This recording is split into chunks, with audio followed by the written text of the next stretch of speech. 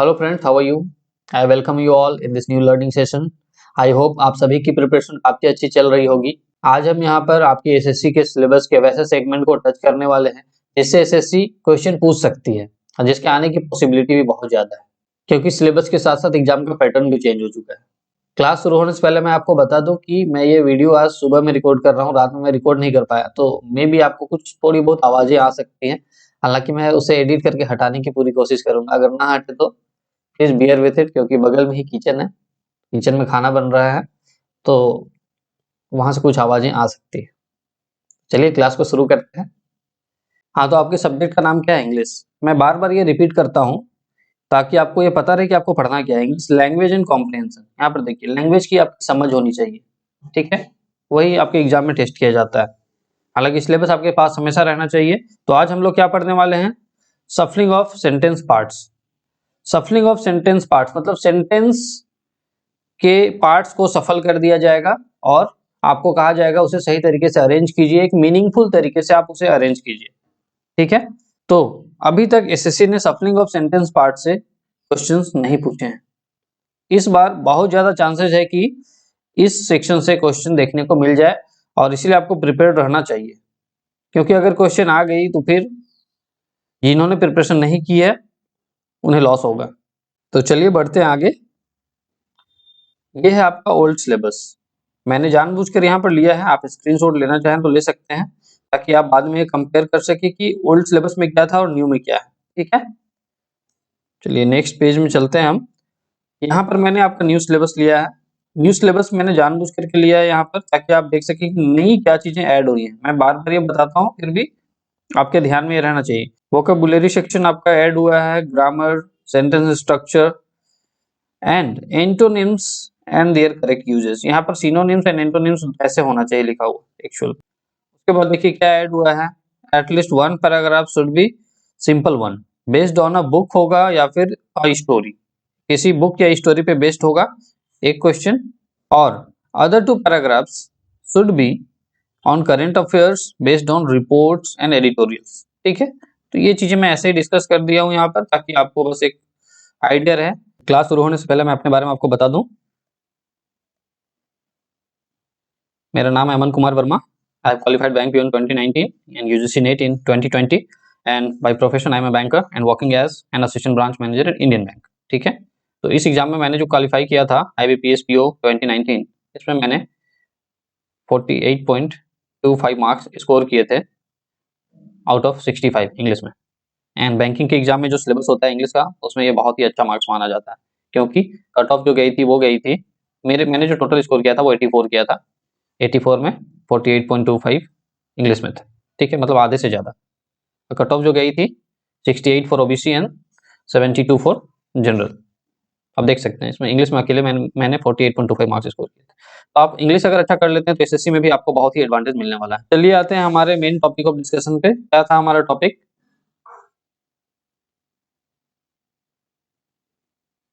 सफलिंग of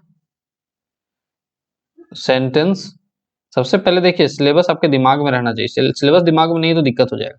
सफलिंग of sentence parts, इसमें क्या होता है, एक इजी एग्जांपल जिन्हें नहीं पता कि क्या हो रहा है वो मैं बतलाता हूँ यहाँ पर, क्योंकि क्वेश्चन यहाँ पर आप देखिए इस तरह का अगर क्वेश्चन आया तो आप फंस जाइएगा।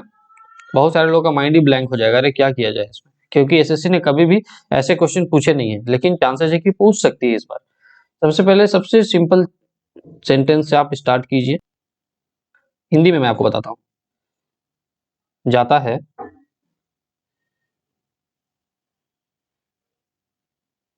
School Ram. A B C, तीन सेक्शन दिए हैं। अब देखिए यहाँ क्या हुआ, सेंटेंस के पार्ट को सफल कर दिया गया है, ठीक है। तो इसे करेक्ट फॉर्मेट में आपको अगर अरेंज करने के लिए कहा जाए, ये सिंपलेस्ट फॉर्म है जो मैं आपको बता रहा हूँ, तो क्या हो जाएगा, राम स्कूल जाता है। करेक्ट फॉर्मेट हो गया। तो सेम चीज आपको यहाँ पर डिफिकल्ट क्वेश्चन बना करके पूछे जा सकते हैं। सिमिलरली एक एग्जांपल हम लोग इंग्लिश में लेते हैं। सबसे सिंपल सेंटेंस लेते हैं, Ram is going to school.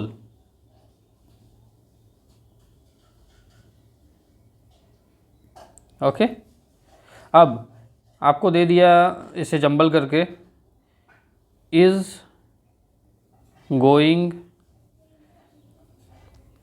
To school Ram, ठीक है। ये A number, B number, C number, अब आपको अरेंज करने के लिए कहा गया, ठीक है। तो इसको आप अरेंज कैसे कर सकते हैं, Ram is going to school, आपको तो ये पता ही है, इसलिए आपने आसानी से अरेंज कर दिया, ईजीएस्ट सेंटेंस है। बट एग्जाम में आपको इतने इजी क्वेश्चंस नहीं पूछे जाएंगे, बस मैंने आपको एक एग्जांपल दे दिया, एक ओवरव्यू की क्या क्वेश्चन का टाइप है। आप स्क्रीनशॉट लेते जाना अगर आपको जरूरत है तो। ओके, तो फर्स्ट क्वेश्चन हम लोग यहाँ पर देखते हैं। This is a difficult one. First of all pause the video and read the question. आप देखिए कि आपको क्या समझ में आ रहा है, ठीक है। उसके बाद मैं डिस्कस करता हूँ। ओके, तो सबसे पहले मैं आपको बता दूं, ऐसे क्वेश्चंस को बनाने के लिए अगर आप सेंटेंस पूरा पढ़ते हो शुरू से लास्ट तक, तो आपको कुछ भी समझ में नहीं आएगा कि क्या सही है क्या गलत है, कैसे आप आगे बढ़ोगे। तो सबसे पहले आपको ध्यान देना है जो हाईलाइटेड पार्ट्स हैं, ए, बी एंड सी, ठीक है। कंसिडरेशन, इवोल्यूशन एंड इंटेंसिफाइड, इन तीनों का थोड़ा थोड़ा मीनिंग अगर आपको माइंड में क्लियर है तो आप इसे सोल्व कर सकते हो। तो आप पढ़ते हैं क्वेश्चन, इसके बाद आपको क्वेश्चन पढ़ना है। साथ ही साथ आपको यहाँ भी देखना है कि एक ब्लैंक दिया हुआ है, फिल इन द ब्लैंक के साथ आपको मिक्स करके दिया हुआ है। आपके सिलेबस में क्या है, फिल इन द ब्लैंक्स भी है। तो fill in the blanks and shuffling of sentence parts, दोनों को मिक्स करके भी क्वेश्चन पूछे जा सकते हैं। क्वेश्चन बहुत तरीके से पूछे जा सकते हैं, एसएससी तो बहुत इजी क्वेश्चन पूछती है, ठीक है। लेकिन अब चांसेस है कि ऐसे क्वेश्चन आए, इसलिए आपको प्रिपेयर्ड रहना होगा, वरना एग्जाम में जाकर के आपका माइंड ही हैंग कर जाएगा क्वेश्चन देख करके, ठीक है। तो आप यहाँ से भी शुरू कर सकते हैं कि ब्लैंक में क्या हो सकता है। मैंने अभी तक सेंटेंस पढ़ा नहीं है और आपको भी एग्जाम में अभी पढ़ने की कोई जरूरत नहीं है। आप सबसे पहले अब देखो यहाँ पर ब्लैंक में क्या हो सकता है, क्योंकि यहाँ पर देखिए वर्ड्स दिए हुए हैं, कौन सा वर्ड यहाँ फिट होगा, उससे क्या होगा, आप एलिमिनेट ऐसे ही कर लोगे कुछ कुछ ऑप्शंस को, ठीक है।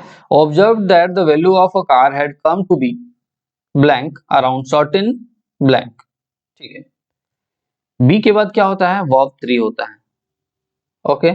Observe that the value of a car had come to be resolve, resolve कभी नहीं होगा। रिजॉल्व का मतलब क्या होता है, सॉल्व, सॉल्व होगा नहीं। रिजॉल्व का भी मतलब होता है संकल्प करना, रिजॉल्व करना। देखिए यहाँ पर रिजॉल्व V1 है, ये तो होगा ही नहीं, खत्म हो गया ये। अब देखिए centred, value of a car had come to be centred around, लग रहा है थोड़ा, हो सकता है, ठीक है। अभी इसे हम लोग होल्ड में रखते हैं। अब देखिए यहाँ पर दोनों में 1 एंड 4 में दोनों में कम कम दिया हुआ है। Value of a car had come to be, कम, कम जो है V1 भी होता है एंड V3 भी होता है, तो कम यहाँ हो सकता है, बी कम अराउंड हो सकता है, ठीक है। तो अब हम लोग यहाँ पर देखते हैं, आपका ऑप्शन नंबर 2 खत्म हो गया, ऑप्शन नंबर 2 खत्म हो गया, ऑप्शन नंबर 5 खत्म हो गया, ठीक है। 1, 3 एंड 4 में हम लोग को देखना है। अगर आप यहाँ पर एक भी वर्ड को सही से सेट कर लेते हो तो आधे से ज्यादा काम आपका हो जाता है, ठीक है। अब देखिए यहाँ पर हम लोग इंटेंसिफाइड को देखते हैं, ब्लैंक अराउंड सर्टेन इंटेंसिफाइड, ये मैच ही नहीं कर रहा है, ठीक है ना। सर्टेन के बाद नाउन होना चाहिए। अब आप सोच रहे हो क्या ग्रामर में घुसा दी, देखिए क्या होता है, certain books, certain plays, certain games, boys plays games, ये सारे क्या है, नाउन है ना। नाउन मतलब क्या, चीजों के नाम, सिंपल सा बात है। तो यहाँ पर नाउन होना चाहिए। तो इंटेंसिफाइड क्या है यहाँ पर, इंटेंसिफाइड जो है आपका एडजेक्टिव है। किसी भी वर्ब में अगर ईडी लगा हुआ है तो वो एडजेक्टिव बन जाता है, ठीक है। ये सब चीजें हम लोग बाद में पढ़ेंगे, बट यहाँ पर आप देखिए इंटेंसिफाइड कंपटीशन, या फिर इंटेंसिफाइड ऑफ द, होगा ही नहीं, इंटेंसिफाइड ऑफ द तो होगा ही नहीं, ठीक है। तो इंटेंसिफाइड कंपटीशन आपका क्या हो गया, बी नंबर में चला जाएगा, यानी सी क्या होगा, बीच में होगा। देखिए सी बीच में कहाँ है, एक यहाँ है, एक यहाँ है, 4 नंबर यहाँ कैंसिल हो गया, क्लियर। अब सी वहां चला गया, तो यहाँ पर क्या हो जाएगा, अराउंड सर्टेन इवोल्यूशन या फिर सर्टेन कंसिडरेशंस, दोनों ही आपको लग रहा है कि हो सकता है, बिकॉज दोनों ही नाउन है, ठीक है। दोनों ही नाउन है, यहाँ पर हमें नाउन की जरूरत है, दोनों ही नाउन है।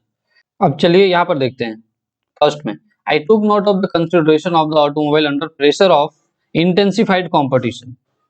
मीनिंग नहीं आ रहा है ना सही से, क्यों, क्योंकि इंटेंसिफाइड कॉम्पिटिशन मतलब बहुत ही तगड़ा कॉम्पिटिशन है ना, उसमें आपने क्या गौर किया, इवोल्यूशन ऑफ ऑटोमोबाइल, ठीक है। I took note of the evolution of automobile, तो यहाँ पर क्या हो जाएगा, इवोल्यूशन, तो बी नंबर यहाँ हो गया। I took note of the evolution of automobile under the pressure of intensified competition and observed that the value of a car had come to be blank, अभी हमने इसे सॉल्व नहीं किया है, come to be blank around certain consideration, ठीक है, किसी भी चीज के वैल्यू को हम लोग क्या करते हैं, कंसीडर करते हैं। तो कार का जो वैल्यू था, जहां तक कंसीडर किया जा सकता था, लगभग उसके आसपास वो आ चुका था कार का वैल्यू, ये इनका कहना है। तो कम भी यहाँ हो सकता है, सेंटर्ड भी हो सकता है, तो क्या होगा, BCA यहाँ पर दिया हुआ है। तो यहाँ पर देखिए, सेंटेंस में ऑलरेडी यहाँ पर कम दिया हुआ है ना, तो दो दो बार कम ऐसे यूज नहीं किया जाता इंग्लिश में कभी भी, ठीक है।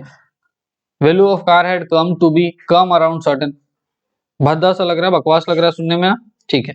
तो यहीं से हम लोग इसे काट सकते थे, और जानबूझ करके मैंने रखा हुआ था, ये पहले ही हम लोग काट सकते थे, शुरुआत में ही कम कम को देखकर कैसे ही हम लोग काट सकते थे, ठीक है, सेंट्रल में डायरेक्ट आ जाते। बट ये मैंने डिस्कस इसलिए किया ताकि आपको आइडिया लग जाए कि कैसे आप सोच सकते हैं, ठीक है। इस क्वेश्चन को सोल्व करने में मैक्सिमम आपका कितना टाइम जाएगा, 15 से 20 सेकंड जाना चाहिए, उससे ज्यादा नहीं जाएगा, ठीक है। ये हम लोग डिस्कस किए, इसीलिए इसमें टाइम गया, और डिस्कस करने के लिए तो ये क्लास कर रहे हैं हम लोग। तो चलिए देखते हैं नेक्स्ट सेंटेंस, फिर से सफलिंग ऑफ सेंटेंस पार्ट्स पढ़ रहे हैं हम लोग। याद रखना, आपको बार बार माइंड में ना सिलेबस आप रिपीट करते रहो, और आपका सब्जेक्ट भी English language and comprehension. सफलिंग of sentence parts पढ़ रहे हैं हम लोग, ठीक है। इस क्वेश्चन में देखिए, सबसे पहले अगर ब्लैंक वाले से आपका काम चलता है तो ठीक है, नहीं चलेगा तो कोई बात नहीं। सबसे पहले आपको तीनों बोल्ड वर्ड्स को आपके दिमाग में रखना है, कस्टमर, चीपर एंड मिडिलमैन, ठीक है, ओके। तो इफ यू आर अ, देखिए, राम इज अ बॉय, है ना, राम इज अ बॉय, अ के बाद ऑलवेज क्या आता है, एक नाउन आता है ना, किसी भी पर्सन या थिंग की बात की जाती है। This is a book, this is a book, तो बुक क्या है, नाउन है। तो ऑब्वियसली यहाँ पर अ के बाद क्या आएगा, नाउन आएगा, आपको ये ध्यान में रखना है। आपने ग्रामर थोड़ी बहुत पढ़ी होगी, अभी मैं यहाँ पर आपको ग्रामर की क्लास नहीं दे रहा हूँ, बस आपको मैं बता रहा हूँ कि एग्जाम में सॉल्व कैसे करना है। तो यहाँ पर एक नाउन आएगा, ठीक है। तो बी तो यहाँ पर आएगा नहीं, तो बी वाले जितने भी सेक्शन जो है ऑप्शन आप काट दो। तो 4 नहीं होगा, 3 नहीं होगा, 1 नहीं होगा, खत्म हो गया। तो अब यहाँ पर क्या हो सकता है, या तो कस्टमर ही होगा या फिर मिडिलमैन होगा, ठीक है। अब मिडिलमैन को रख के देखते हैं, एक बार कस्टमर को रख के देखते हैं। तो चलिए कस्टमर को रख के पढ़ा जाए, कस्टमर ऑलरेडी दिया हुआ है, मीनिंग दे रहा है क्या, if you are a customer, अगर आप एक कस्टमर हो, the internet promise of cheaper prices, देखिए चीपर प्राइसेस, ये तो फिट बैठ रहा है ना, प्राइस क्या होना चाहिए, चीपर ही तो होना चाहिए, मिडिलमैन प्राइसेस नहीं होगा, कस्टमर प्राइसेस नहीं होगा, है ना। Promise of customer prices, customer prices नहीं होता है, प्राइस चीपर होता है या कॉस्टलियर होता है, ठीक है। The internet's promise of cheaper prices and faster services can end your role of, क्या आपके किस रोल को एंड कर देगा ये, अगर चीपर प्राइस में फास्टर सर्विसेज, अच्छी सर्विसेज मिलने लगे लगे, तो किस रोल को एंड कर देगा। यहां से आप देखिए, and your role of breaking the contact between producer and middleman, नहीं, क्या कॉन्टेक्ट को ब्रेक करने वाले रोल को ब्रेक करेगा, ये तो बकवास सा बात है। कॉन्टेक्ट को जो बनाने का काम करता था, उस रोल को ब्रेक करेगा, तो क्या होगा, assisting, assisting the contact between producer and middleman होगा या कस्टमर होगा। अब ये हम लोग को देखना है यहाँ पर, देखिए किसके रोल को खत्म कर रहा है, कस्टमर का क्या रोल है, उसे तो सर्विस चाहिए, तो रोल किसका है, मिडिलमैन के ही रोल को तो खत्म करेगा ना, क्योंकि इंटरनेट खुद ही प्रोवाइड कर दे रहा है, जो सर्विस प्रोवाइडर्स हैं वो खुद ही cheaper and faster services provide कर रहे हैं। तो जो मिडिलमैन है उनका क्या हो जाएगा, रोल खत्म हो जाएगा। तो क्या हो जाएगा, if you are a middleman, अगर तुम एक मिडिलमैन हो, आप एक मिडिलमैन हो, तो इंटरनेट की जो cheaper prices and faster service की जो फैसिलिटीज है, वो आपके उस रोल को खत्म कर देगी, जो आप क्या करते थे, असिस्ट करते थे कांटेक्ट बनाने के लिए प्रोड्यूसर एंड कस्टमर के बीच में, ठीक है। तो क्या हो जाएगा आंसर, CBA। बहुत सारे तरीके हैं, आप बहुत सारे तरीकों से आगे बढ़ सकते हो, मैं यहाँ पर बस बता रहा हूँ वो इजीएस्ट वेज जिससे आप आसानी से आगे बढ़ के क्वेश्चन सोल्व कर सकते हो। नेक्स्ट क्वेश्चन देखिए, क्या है, हम लोग पढ़ रहे हैं सफलिंग ऑफ सेंटेंस पार्ट्स, बार बार मैं आपको बता रहा हूँ। क्वेश्चन आपको पढ़ने की जरूरत नहीं है। सबसे पहले क्या देखना है, तीनों वर्ड्स को आप देखिए, डिस्ट्रेस, डिमांड्स एंड कंसर्न। अगर तीनों की मीनिंग आपको आती है तो बहुत अच्छी है, आती है तो आप बहुत जल्दी सोल्व कर लोगे, ठीक है। सबसे पहले तीनों का मीनिंग देख लीजिए। डिस्ट्रेस का मतलब क्या होता है, डिस्ट्रेस का मतलब क्या होता है, पुअर, पुअर या फिर जो प्रॉब्लम में है ना, वीक है, उसे डिस्ट्रेस बोलते हैं। अंडर डेवलप्ड है। डिमांड का मतलब आपको पता ही है, कंसर्न, कंसर्न का मतलब क्या होता है, कंसर्न का मतलब होता है चिंतित, पहला। दूसरा और भी होता है क्या, रिलेटेड। अब देखते हैं यहाँ पर क्या मीनिंग ले रहा है, ठीक है। चलिए सबसे पहले सेंटेंस पढ़ते हैं। India will step forward where global distress for food, कमी, डिस्ट्रेस का मतलब कमी भी होता है, ठीक है ना, पॉवर्टी भी होता है, वो मैंने बताया आपको। तो ग्लोबल डिस्ट्रेस फॉर फूड होगा या ग्लोबल डिमांड फॉर फूड होगा, वो आपको देखना होगा। ग्लोबल कंसर्न, कंसर्न तो होगा नहीं, तो नहीं होगा। अब देखिए ग्लोबल क्या है, जिसे इंग्लिश आती होगी उनके लिए है, नहीं आती होगी उस तो ग्रामर भी सीखने का टाइम है नहीं, बट फिर भी आप देख लीजिए एडजेक्टिव के बाद हमेशा नाउन आता है। कैसे, सबसे इजीएस्ट एग्जांपल लीजिए ना, रेड रोज। रेड क्या है, एडजेक्टिव है, रोज क्या है, नाउन है। कोई भी चीज क्या होता है, नाउन होता है। एडजेक्टिव क्या होता है, किसी भी चीज के बारे में जो खासियत क्वालिटी बताई जाती है वो होता है एडजेक्टिव, ठीक है। तो ग्लोबल, ग्लोबल मतलब पूरा दुनिया भर में। तो वेयर ग्लोबल डिमांड्स या global distress for food, global demand for food grain and other materials are, है ना, डिमांड्स हो रहा है ना, हो सकता है डिस्ट्रेस भी हो सकता है, बट आगे बढ़ते हैं। And it will do it in a manner that is helpful to the global economy, which will not take an blank advantage of countries in distress। देखिए कैसे कंट्रीज का एडवांटेज नहीं लेगा, जो कंट्रीज क्या चीज में है, डिमांड्स में है। क्या कंट्रीज डिमांड्स में होगी, कभी नहीं। कंट्रीज क्या कंसर्न्ड होगी, कंट्रीज इन कंसर्न्ड, यहाँ पर नाउन होगा, है ना। मतलब देखिए इनके बाद हमेशा नाउन होगा, इनके बाद हमेशा नाउन होगा। क्यों होगा, क्योंकि देखिए हमेशा एक एग्जांपल ले लिया कीजिए, ग्रामर याद रखने का भी जरूरत नहीं है। I live in Delhi, Delhi क्या है, नाउन है पहला। शी लिव्स इन पोवर्टी, ठीक है ना, पोवर्टी क्या है, नाउन है। नाउन वो भी होता है जो आपकी स्टेट को बताता है, ठीक है, स्टेट मतलब आपकी अवस्था को बताता है। तो यहाँ पर क्या होगा, advantage of countries in distress, तो ए नंबर होगा आपका लास्ट में। देखिए एक इसमें है लास्ट में, सभी में है लास्ट में एक्सेप्ट फोर, ठीक है। India will step forward where global demand for food, India क्या होगा, स्टेप फॉरवर्ड करेगा जहां पर क्या होगा, डिमांड फॉर फूड एंड जो भी है, देखिए कंसर्न तो होगा नहीं, तो डिमांड ही होगा। तो ऑप्शन क्या हो जाएगा, बी हो जाएगा पहले। तो India will step forward where global demand for food grain and other materials are concerned, है ना। कंसर्न का मतलब मैंने क्या क्या था, क्या कहा था आपको, रिलेटेड, ठीक है ना। जहां पर फूड ग्रेन और अदर मटेरियल्स से रिलेटेड चीजों के डिमांड की बात है, ग्लोबल डिमांड की बात है, वहां इंडिया क्या करेगा, स्टेप फॉरवर्ड करेगा। तो क्या हो जाएगा, ऑप्शन नंबर डिमांड्स यहां पर चला जाएगा, डिस्ट्रेस कहाँ आ जाएगा, यहाँ चला आएगा, एंड कंसर्न यहाँ चला आएगा। तो क्या हो जाएगा, बी सी ए। अब देखिए बी सी ए आपका कितना जगह है, बी सी ए इन तीनों में है। अब क्या बोलता है, do it in a manner that is helpful to global economy which will not take an blank advantage of countries in distress. लेकिन इसे उस तरीके से फुलफिल करेगा, इंडिया स्टेप फॉरवर्ड करेगा फूड ग्रेन और अदर मटेरियल्स की डिमांड को फुलफिल करने के लिए, ग्लोबल डिमांड को फुलफिल करने के लिए, लेकिन इसे इस मैनर में फुलफिल करेगा जो हेल्पफुल होगा ग्लोबल इकोनॉमी के लिए, एंड साथ ही साथ कंट्रीज इन डिस्ट्रेस, जो गरीब कंट्रीज हैं, अंडर डेवलप्ड कंट्रीज हैं, जो वीक कंट्रीज हैं, उनका क्या एडवांटेज नहीं लिया जाएगा। ऑप्शन नंबर कौन कौन सा हमारा हो सकता है, 1 2 एंड 3। डिसप्रोपोर्शनेट एडवांटेज गलत हो जाएगा, any advantage, will not take an any advantage, देखिए एन के साथ एनी कभी नहीं आता है, ठीक है। I don't have any pain, I don't have an any pain, ऐसा नहीं होता है ना, गलत हो जाएगा। तो एनी तो ऐसे ही गलत हो गया।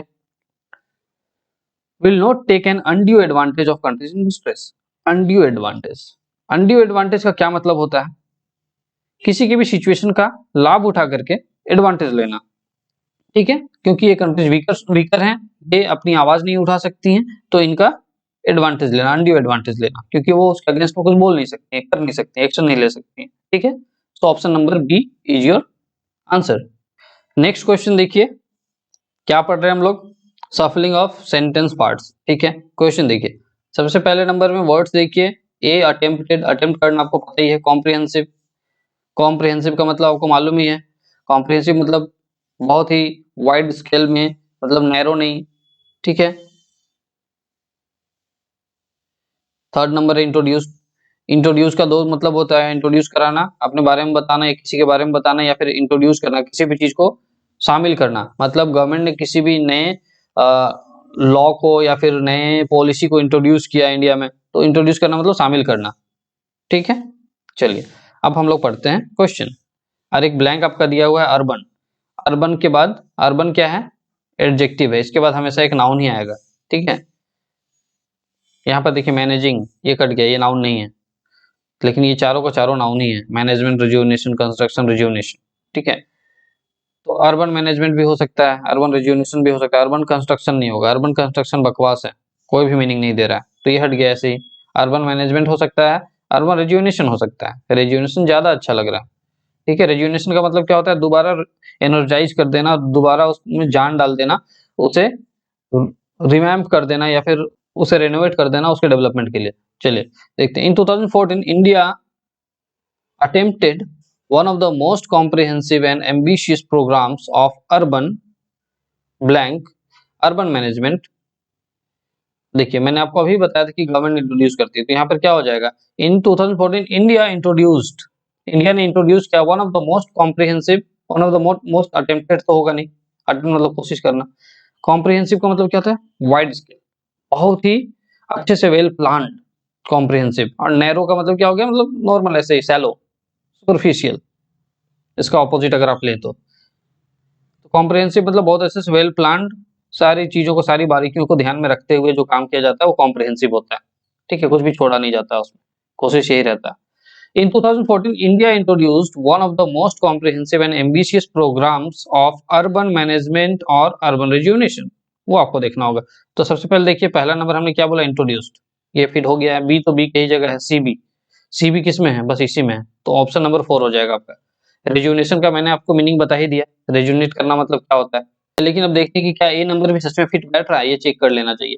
इन 2014 India introduced one of the most comprehensive and ambitious programmes of urban rejuvenation, मतलब अर्बन डेवलपमेंट के लिए, हाँ, programmes of urban rejuvenation ever attempted anywhere in the world, मतलब कभी भी दुनिया के किसी भी कोने में उसे अटेम्प्ट नहीं किया गया था, उसे इंडिया ने क्या कर दिया, इंट्रोड्यूस कर दिया। तो ये बहुत बड़ी बात हुई ना, जिसे लोग अटेम्प्ट नहीं कर रहे उसे आप इंट्रोड्यूस कर दे रहे हो।